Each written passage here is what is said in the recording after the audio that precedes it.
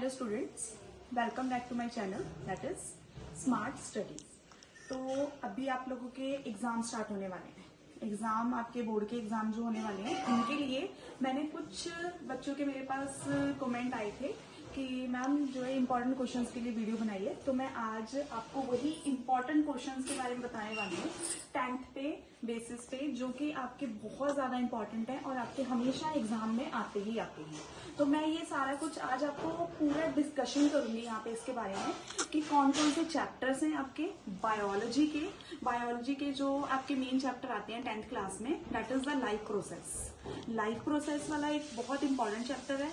How do organism reproduce and environment, heredity and management, that is the chapters जो आपके हमेशा exam में आते हैं। अभी मैं इसमें से मैंने कुछ सिलेक्टिव क्वेश्चन निकाले हैं, बाकी और भी बहुत सारे क्वेश्चंस हैं, बट मैंने अभी सिलेक्टिव क्वेश्चन यहाँ पे लिखे हुए हैं, उसके रिगार्डिंग मैं आपको बताने वाली हूँ कि ये क्वेश्चन आपने कैसे अटेम्प्ट करने हैं। क्योंकि मेनली होती है पेपर में आपकी अटेम्प्टेशन कि आप किस तरीके से लिख रहे हो वहां पे, कि आपकी प्रेजेंटेशन कैसी है, कि आपने क्या वहां पे डायग्राम ड्रॉ किया है, डायग्राम आपका प्रॉपर वे में है कि नहीं है, उसकी लेबलिंग प्रॉपर है, तो उसी के बेसिस पे आपको मार्क्स मिलते हैं। अगर आप ये सब चीजें अच्छे से नहीं करोगे तो देन आपके मार्क्स नहीं मिल पाते हैं, जिसकी वजह से बच्चों के मार्क्स कट हो जाते हैं। तो सबसे पहले आपकी प्रेजेंटेशन अच्छी होनी चाहिए कि आपने क्वेश्चन के बारे में पहले पढ़ो उसे, और उसके बारे में आप सोचो कि आपने लिखना क्या है यहाँ पे और कौन सा डायग्राम ड्रॉ करना है, क्योंकि जितने ज्यादा डायग्राम ड्रॉ करोगे उतने ही अच्छे मार्क्स आएंगे। डायग्राम पे ही मेन बायोलॉजी बेस्ड होती है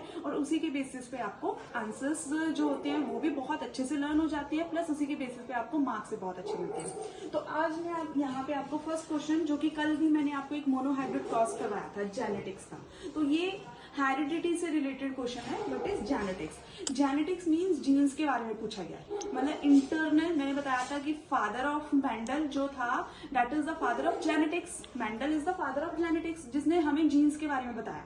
तो जीन्स क्या होते हैं, हमारे इंटरनल प्रेजेंट होते हैं। अब जैसे हमारे अंदर भी क्रोमोसोम्स हैं, तो क्रोमोसोम्स कितने नंबर में है, 23 इन नंबर, मतलब पेयर्स में प्रेजेंट है हमारे अंदर। अगर हम लोग टोटल में लगाएं तो 46 क्रोमोसोम्स होते हैं, जो कि हमारे पास ऑटोसोम्स में और सेक्स क्रोमोसोम्स के अंदर दो में उनकी डिवीजन होती है। मतलब एक हमारे पास हो गई यहाँ पे 22 अगर हम लोग पेयर प्रेजेंट होते हैं, और 1 is the sex determination chromosome, जो हमारे की डिफाइन करता है कि बेबी बॉय की फॉर्मेशन होनी है कि बेबी गर्ल की फॉर्मेशन होनी है। और जो ऑटोसोम्स हैं वो हमारे पूरे के इनसाइड में प्रेजेंट होते हैं हमारी बॉडी के अंदर। दीज आर आवर जीन्स जो हमें कंट्रोल करते हैं हमारी बॉडी के फंक्शनिंग को, लाइक हमारी आईज, नोज, हेयर, वो सब कुछ कैसे फॉर्मेशन होने वाली है उन सबको उन्होंने वहां पे फंक्शंस को अपने कंट्रोल में करना है और किस तरीके से फॉर्मेशन होनी है वो करना है। ठीक है, तो दैट इज जेनेटिक्स। जेनेटिक एक सबसे बड़ी प्रॉब्लम होती है बच्चों की कि किस तरीके से प्रेजेंटेशन करनी है। अब प्रेजेंटेशन का मतलब होता है हमने सबसे पहले क्वेश्चन को रीड किया, ये क्या क्वेश्चन आया है। सिंपल अगर कोई भी हमें क्वेश्चन आया, फॉर एग्जाम्पल किसी ने हमसे पूछा है कि सर्कुलेटरी सिस्टम क्या होता है, तो सर्कुलेटरी सिस्टम को आप लोगों ने सबसे पहले उसकी डेफिनेशन प्रोवाइड करनी है। सर्कुलेशन मीन्स बॉडी के अंदर किस तरीके से ब्लड की रोटेशन हो रही है, सर्कुलेट हो रहा है वो हमारी बॉडी के अंदर की।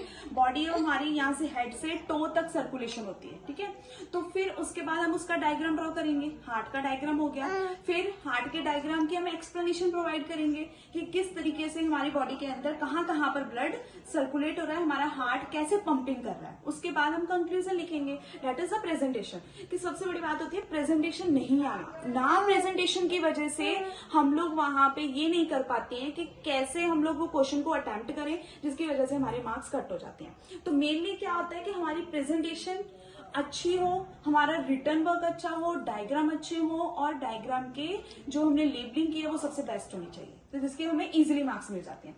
चलो नेक्स्ट क्वेश्चन थे मेंडल का लॉ, जो कि मैंने पहले ही आपके लिए एक वीडियो अपलोड कर चुकी हूँ मेंडल के मोनोहाइब्रिड क्रॉस के लिए। तो मेंडल्स के लॉ 3 लॉ मैंने बताए थे कि उसके अंदर law of segregation and law of dominance, दोनों चीज मोनोहाइब्रिड क्रॉस में आ गई थी। अब इंडिपेंडेंट असॉर्टमेंट मतलब मेंडल्स के लॉ क्या होते हैं और किस तरीके से उसने डिस्क्राइब किए। अगर ऐसे क्वेश्चन आ जाए आपको तो आपने क्या करना है, पहले लॉ की डिस्क्रिप्शन देनी है आपने, उसके बाद में मोनोहाइब्रिड क्रॉस वहां पे ड्रॉ कर दो, जिससे आपका वो क्वेश्चन एक अट्रैक्टिव वे में लगेगा कि किस तरीके से वो क्वेश्चन जो एग्जामिनर है उसको अट्रैक्ट कर रहा है, और उसके बाद फिर वो आप वहां पे लास्ट में कंक्लूजन उसकी रेशियो लिख सकते हैं। ठीक है, अब नेक्स्ट आ गया हमारे पास यहाँ पे मोनोहाइब्रिड, वही मेंडल्स के लॉ और मोनोहाइब्रिड।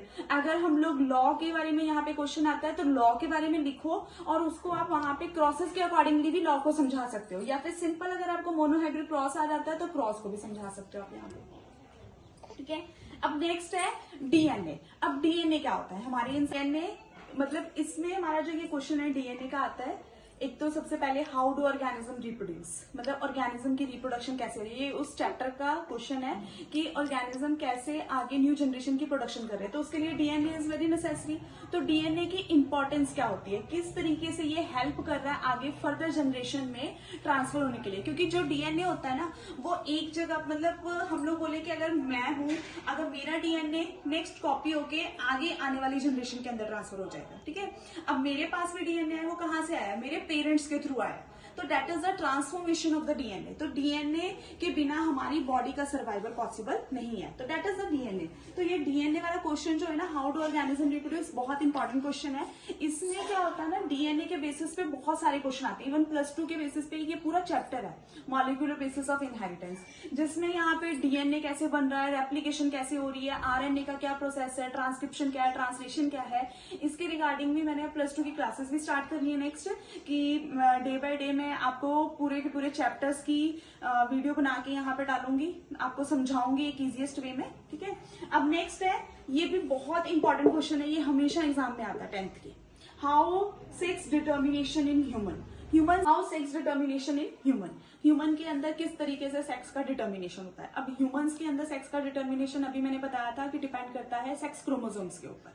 ठीक है, तो इसका एक क्रॉस ड्रॉ होता है। सबसे पहले हम इसकी डेफिनेशन लिख सकते हैं कि यहाँ पे फादर या मदर कौन डिटरमाइन कर रहा है सेक्स को, वो भी वहां पे रिटर्न में होता है कि सेक्स की डिटर्मिनेशन, क्योंकि मेल के पास XY प्रेजेंट होते हैं, फीमेल के पास XX, तो ये वाला क्वेश्चन भी हम लोग ने क्रॉस के थ्रू ड्रॉ करके वहां पे हम इसे समझा सकते हैं, बहुत इजीएस्ट वे में लिख सकते हैं, जिससे हमारे मार्क्स इजीली 3 मार्क्स में और 2 मार्क्स में क्वेश्चन आ जाता है और बहुत इजीली होते हैं मार्क्स लेने बायोलॉजी में, क्योंकि सबसे ज्यादा जो है वहां पे बायोलॉजी आती है 10th क्लास के पेपर में, फिर उसके बाद में फिजिक्स और केमिस्ट्री आती है, तो बायो के क्वेश्चन सबसे ज्यादा आते हैं। तो अगर बायो की आप अच्छे से तैयारी कर लोगे तो आपके इजीली मार्क्स आ सकते हैं, और बायो में जो है ना डायग्राम के बेसिस पे क्वेश्चन। नेक्स्ट है बेटा इसके अंदर कि एक्सप्लेन एक्सक्रीटरी सिस्टम, ये जो क्वेश्चन है वो आपके हैं लाइफ प्रोसेस वाले चैप्टर में से। अब जो लाइफ का प्रोसेसिंग है, लाइफ के डिफरेंट प्रोसेस होते हैं हमारी बॉडी के अंदर, हमारी बॉडी अलग अलग प्रोसेस परफॉर्म कर रही है और ये प्रोसेस हमारी बॉडी में चलते रहते हैं, जैसे कि हमारा डाइजेस्टिव सिस्टम का वर्क हो गया, ठीक है, हमारे एक्सक्रीटरी सिस्टम का वर्क हो गया, सर्कुलेशन का वर्क हो गया, रेस्पिरेशन का वर्क हो गया। ठीक है, तो ये सारे के सारे सिस्टम हमारी बॉडी के अंदर, हमारा ब्रेन है कैसे कोऑर्डिनेट कर रहा है, किस तरीके से हमारी इंफॉर्मेशन को एक से दूसरे के अंदर ट्रांसफर कर रहा है, कि हमारे हैंड्स कैसे वर्क करेंगे, हमारी लेग्स ने कैसे काम करना है, हमारे जो माउथ है या फिर हमारी मांसपेशियां हैं, मसल्स हैं, वो किस तरीके से वर्क करेंगे, उसको हम यहाँ पे लाइफ प्रोसेस के बारे में डिफाइन करते हैं कि लाइफ प्रोसेस हमारी बॉडी फंक्शनिंग कैसे परफॉर्म कर रही है। फंक्शनिंग लाइक इसमें जो आपके चैप्टर में ना मेनली जो क्वेश्चन आते हैं सर्कुलेशन के बेसिस पे आते हैं, क्योंकि यहाँ पर भी मैंने एक क्वेश्चन लिखा हुआ है, ये रहा, ड्रॉ सर्कुलेटरी सिस्टम, कि सर्कुलेशन हमारे हार्ट की प्रोसेसिंग कैसे हो रही है, हमारा हार्ट किस तरीके से वर्क कर रहा है, हमारे हार्ट का फंक्शनिंग क्या है। तो ये आपका बहुत अच्छा टॉपिक है जिसमें आप प्रॉपर वे में डायग्राम के थ्रू से समझा सकते हो। तो लाइफ प्रोसेस में बहुत ही एक बड़ा चैप्टर है जिसमें आप लोग सारे, that is explain flower and it's process parts, sorry. तो इसके बारे में मैंने फर्स्ट वीडियो बनाई थी फ्लावर और उसके पार्ट्स की, ये उस बेसिस पे आप इस क्वेश्चन को अटेम्प्ट करना। यहाँ पे जस्ट ओनली आपने क्या लिखना है, सबसे पहले फ्लावर की डेफिनेशन लिखो, फ्लावर के पार्ट्स के बारे में एक आप फ्लो चार्ट ड्रॉ कर सकते हो, फिर आप डायग्राम ड्रॉ करो, फिर आप उस पार्ट्स की थोड़ी थोड़ी एक्सप्लेनेशन प्रोवाइड कर दो। ये 5 मार्क में क्वेश्चन आता है। Next is how fertilisation happen in flower, ये भी मैंने सेकंड वीडियो अपनी बनाई थी, जिसमें ये वाला मैंने सेकंड वीडियो बनाई थी जिसमें आपको सारी फर्टिलाइजेशन के प्रोसेस के बारे में भी डिफाइन किया था कि फर्टिलाइजेशन कैसे होती है। सबसे पहले आप फर्टिलाइजेशन के बारे में एक्सप्लेन करोगे, फिर फर्टिलाइजेशन का प्रोसेस क्या होता है, फ्लावर के अंदर कैसे हो रही है, और डायग्राम के थ्रू जो मैंने आपको वीडियो में समझाया था उस थ्रू से आप इसे यहाँ पे ड्रॉ करके पेपर में बना सकते हो। तो ये एक इजीएस्ट वे है आपको मार्क्स लेने के लिए। नेक्स्ट क्वेश्चन अभी मैंने बताया था सर्कुलेटरी सिस्टम, सर्कुलेशन मतलब आपके बॉडी के अंदर ब्लड का सर्कुलेशन कैसे हो रहा है, तो यहाँ पे हम सर्कुलेटरी सिस्टम के बारे में डिफाइन करेंगे।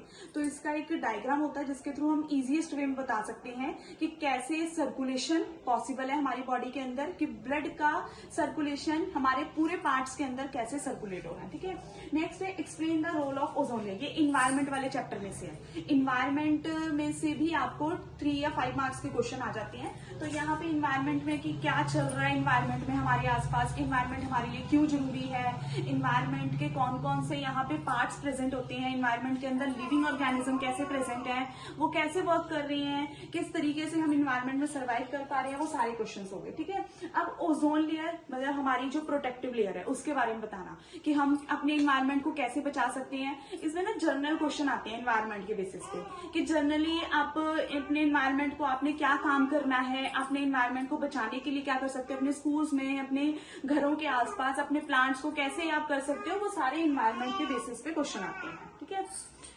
नेक्स्ट है आपका pollination and it's type. Pollination ये आपके फ्लावर वाले क्वेश्चन में से आ जाता है। ठीक है, इसका ये पूरा का पूरा टॉपिक है सेल्फ पॉलिनेशन, क्रॉस पॉलिनेशन की पॉलिनेशन कैसे होगी, transformation of the pollen grains from the one plant to the another plant, और वो प्लांट में कैसे ट्रांसफर हो रहे हैं by air, by water, by wind, by insects. तो उन सब का ये यहाँ पे ड्रॉ ब्लड ग्रुप क्रॉस।